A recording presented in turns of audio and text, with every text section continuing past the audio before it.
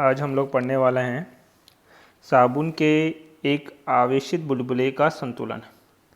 इस साबुन के आवेशित बुलबुले के संतुलन के आधार पर आप जब साबुन के बुलबुले को आवेश देंगे तो एक तो उसकी त्रिज्या क्या होगी, एक उसका पृष्ठीय आवेश घनत्व क्या होगा और एक उसका पर कितना आवेश है, इनके मानों क्या करें गणना।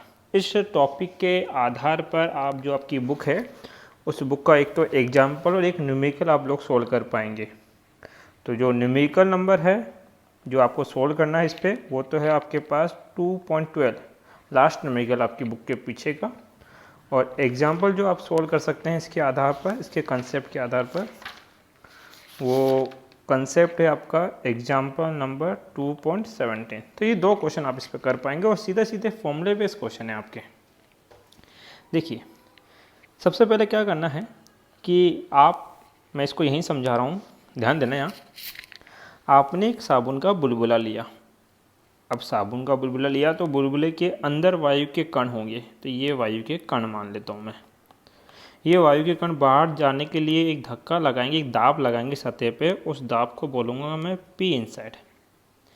इसी प्रकार से बाहर की वायु के कण, जो वायुमंडल है वो भी इसके ऊपर दाब लगाएगा, वो दाब क्या कहलाएगा, पी आउटसाइड। और 11th क्लास में आपने पढ़ा कि साबुन के बुलबुले में ये पी इनसाइड बड़ा होता है किससे, पी आउटसाइड से, तभी तो ये बुलबुला फूल पाता है। यदि ऐसा नहीं हो तो बुलबुला फूल ही नहीं पाएगा। तो हम बोलेंगे अर्थात इन दोनों दाब के बीच में कुछ अंतर होगा। वो अंतर कैसे निकालेंगे, बड़े में छोटा घटा देंगे तो दाब में अंतर क्या हो जाएगा, P inside minus P outside. और ये दाब का अंतर क्या कहलाता है, दाब अधिक्य। क्या कहलाता है, दाब अधिक्य के बराबर होगा। तो देखो यही बात लिखी है बुक ने भी, साबुन के बुलबुले के आंतरिक पृष्ठ का वायु का दाब अर्थात पी इनसाइड बाहरी पृष्ठ पर उपस्थित वायुमंडल दाब से क्या होता है, अधिक, अर्थात पी आउटसाइड से क्या होगा, ज़्यादा। इस दाब अधिक्य को पृष्ठ तनाव द्वारा संतुलित करते हैं।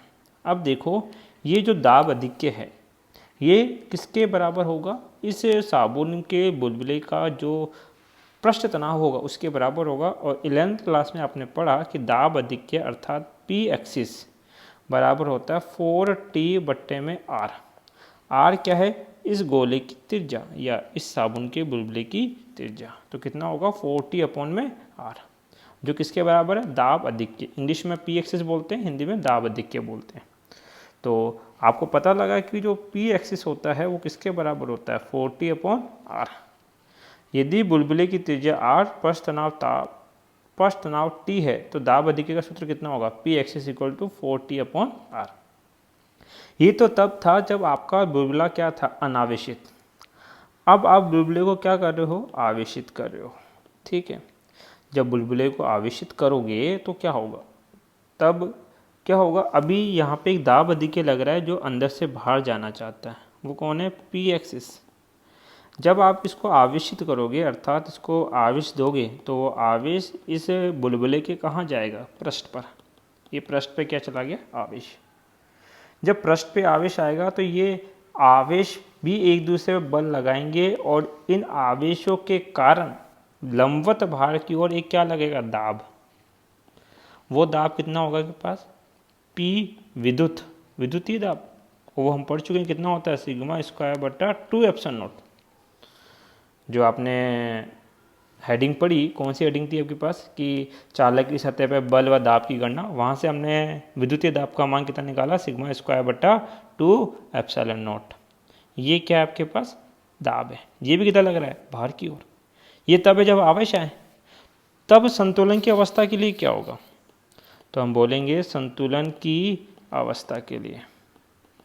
अब देखिए अंदर से बाहर की ओर कितने दाब लग रहे हैं, दो। एक तो क्या लग रहा है, पी एक्सिस, और एक क्या लग रहा है, पी विद्युत।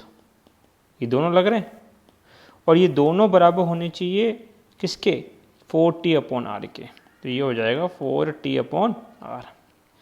पी एक्सिस को एजिटिव रखो प्लस पी विद्युत का मान कितना होता है, σ²/2ε0, कितना हो जाएगा 4T/r।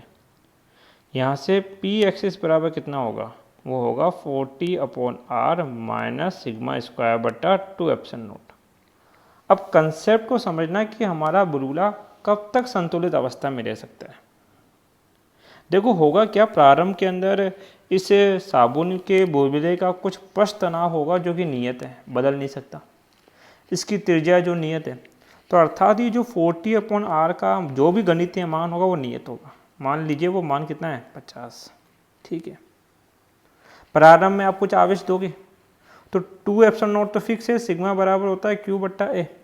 आवेश बढ़ाओगे तो सिग्मा के मान में भी क्या होगी, वृद्धि। कंसेप्ट समझा रहा हूँ, ध्यान देना। सिग्मा बढ़ेगा, मान लीजिए प्रारंभ में कितना था 10, तो 50 - 10 40, मतलब कुछ दाब अधिक के है तो हमारा बुलबुला फुला हुआ रह सकता है।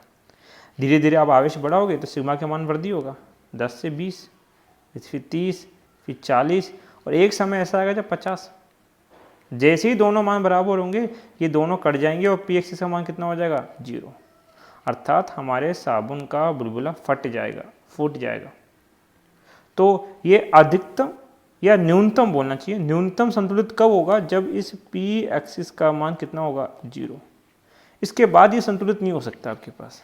तो ये बात यहाँ लिखा है, यदि बुलबुले सिग्मा पृष्ठ आवेश घनत्व को आवेशित किया जाता है तो बुलबुले के पृष्ठ के बाहर की ओर जो विद्युत दाब होगा वो कितना होगा, सिग्मा स्क्वायर 2ε0 भी कार्य करेगा। और इस स्थिति में कुल दाब कितना होगा, पी एक्सिस प्लस पी विद्युत बराबर 40/r। तो पी एक्सिस कितना हो जाएगा 40/r माइनस सिग्मा स्क्वायर बटा 2ε0। इस प्रकार बुलबुले को आवेशित करने पर एक स्थिति ऐसी आएगी कि दाब अधिक्य कितना हो जाएगा 0, अर्थात इस पी एक्सिस का कुल मान कितना हो जाएगा 0। ऐसा तब होगा जब दोनों एक दूसरे को क्या कर देंगे, कैंसिल आउट। इसके पश्चात बुलबुला क्या हो जाएगा, फूट जाता है। अतः संतुलन के लिए ये शर्त है कि पी एक्सिस का कुल मान कितना हो जाए 0। अब देखो इसके बाद सॉल्यूशन आता है। हमने पी एक्सिस का मान 0 मान लिया तो क्या बचा, 40/r माइनस सिग्मा स्क्वायर बटा 2ε0 किसके बराबर है 0 के। ये माइनस बराबर के उधर जाएगा तो क्या हो जाएगा प्लस 40/r बराबर सिग्मा स्क्वायर बटे में 2ε0। हमें यहाँ से क्या निकालना है, एक तो त्रिज्या, तो r का सूत्र क्या हो जाएगा 2 × 4 करोगे 8t ε0 बट्टे में क्या सिग्मा स्क्वायर, ये तो r का मान हो गया। एक हमें निकालना है क्या, पृष्ठ आवेश घनत्व तो सिग्मा का मान। तो देखो सिग्मा स्क्वायर बराबर क्या ले सकते हैं 8t ε0 बट्टा r। अब स्क्वायर उधर जाएगा तो अंडर रूट हो जाएगा, नहीं हो जाएगा। तो सिग्मा बराबर कितना होगा √8t ε0 बट्टे में क्या r। ये किसका मान आ गया, सिग्मा का मान।